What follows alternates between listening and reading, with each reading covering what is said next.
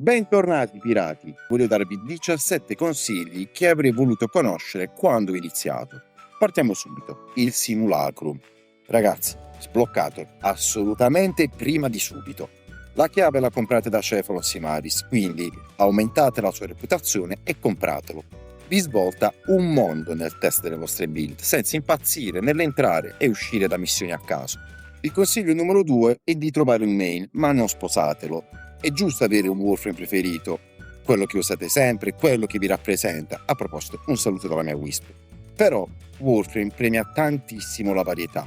Cercate di avere almeno un Warframe per la sopravvivenza, come Revenant o Wisp, uno per la difesa, ottimi Sevaroth e Frost, uno per il farming e i maestri sono Necros e Cora, o Titania e Volt per le missioni veloci. Avere 4 Warframe adatti alle varie situazioni vale molto di più che avere un solo Warframe con 5 forme. Se non sapete quale scegliere, vi lascio qui la mia playlist dove paragono i Warframe e i personaggi degli anime. Magari vi aiuta a trovare quello più adatto al vostro stile. Passando avanti, le mod sono il vero santo graal del gioco. Questo è probabilmente il consiglio più importante. Molti pensano, mi serve un'arma più forte. No, nella maggior parte dei casi vi serve una build migliore. Le mod fanno la differenza. Un'arma normale con una buona build può distruggere i nemici. Un'arma fortissima farà fatica, salvo il Laetum, ma quello è un discorso a parte e prossimamente faremo la sua build. Prima di inseguire l'arma del momento, imparate come funzionano le mod. Vi assicuro che cambierà completamente il vostro modo di giocare. Il quarto consiglio, ed è molto importante, imparate a fare gli Eidolon. Lo so, all'inizio sembrano dei boss impossibili, ma imparare a farmare gli Eidolon vi permetterà di ottenere arcane molto utili e tante altre ricompense.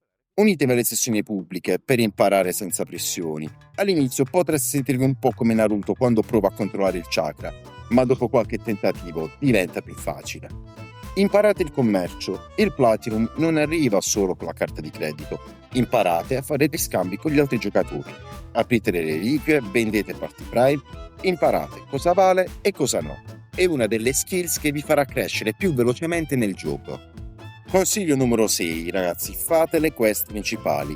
Non perdetevi subito a farmare 1000 cose, portatevi avanti con la storia. Le quest sbloccano alcune delle meccaniche più importanti del gioco e il vostro obiettivo dovrebbe essere arrivare almeno allo Steel Path, così da poter accedere anche all'Arbitration e a tutto ciò che ne consegue. Tra l'altro la storia di Warframe merita davvero di essere vissuta senza spoiler. Per le build usate Overframe. Quando non sapete come buildare un'arma o un Warframe, date un'occhiata al sito Overframe. Non copiate ogni build alla cieca, usatelo un po' come punto di partenza. Poi adattate la build in base a quello che avete realmente sbloccato. Il Mastery Rank è importante, ma non troppo. Sì, aumentate il vostro Mastery Rank, vi sblocca le armi, funzioni e rende la progressione molto più semplice. Però non fate l'errore di pensare che il numero accanto al vostro nome rappresenti la vostra bravura. Già intorno a Maestria 18 potete usare praticamente tutte le armi del gioco e affrontare qualsiasi contenuto. Da lì in poi diciamo che è più una questione di collezionismo e comodità. È un po' come negli anime, avere un livello di potenza alto non serve a nulla se poi non sapete usare le vostre abilità. Adesso arriviamo alle impostazioni. Può sembrare banale, ma alcune impostazioni migliorano tantissimo il gameplay. Movimento, interfaccia, comandi, ci sono davvero tante piccole modifiche che rendono Warframe molto più fluido. E qui vi lascio il mio video con i 5 trucchi che vi svolteranno sicuramente il gameplay. Adesso arriviamo agli elementi: calore, corrosivo, virale, tossina e chi più ne ha più ne metta. Sapere quale elemento usare contro i vari nemici fa una differenza enorme. Non significa solo fare più danni, significa eliminare nemici molto più velocemente e consumare molte meno munizioni. Un altro consiglio è quello, già detto più volte, di entrare in un clan. Fatelo il prima possibile. Nel dojo troverete armi, Warframe, ripristino energia di squadra e tantissime altre cose utilissime. Giocare senza clan significa rinunciare a una parte enorme del gioco.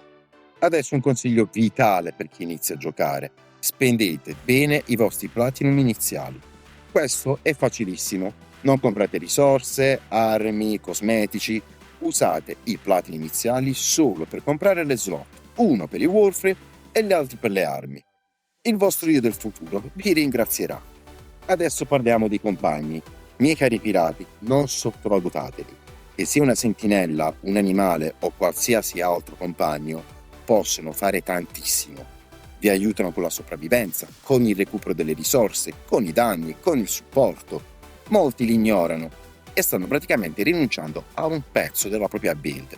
Un altro consiglio è di fare domande. La community di Warframe, per fortuna, è una delle più disponibili che abbia mai visto.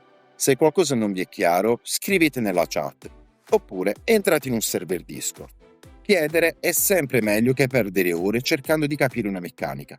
Adesso arriviamo ai bonus dei relay.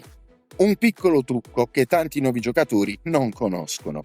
Entrando in un relay, come ad esempio la stazione Strata o Maru, soprattutto nei server americani perché sono molto popolati, spesso vi basta aspettare qualche secondo per ricevere i bonus dati dalle benedizioni degli altri giocatori, come bonus risorse, crediti e altro.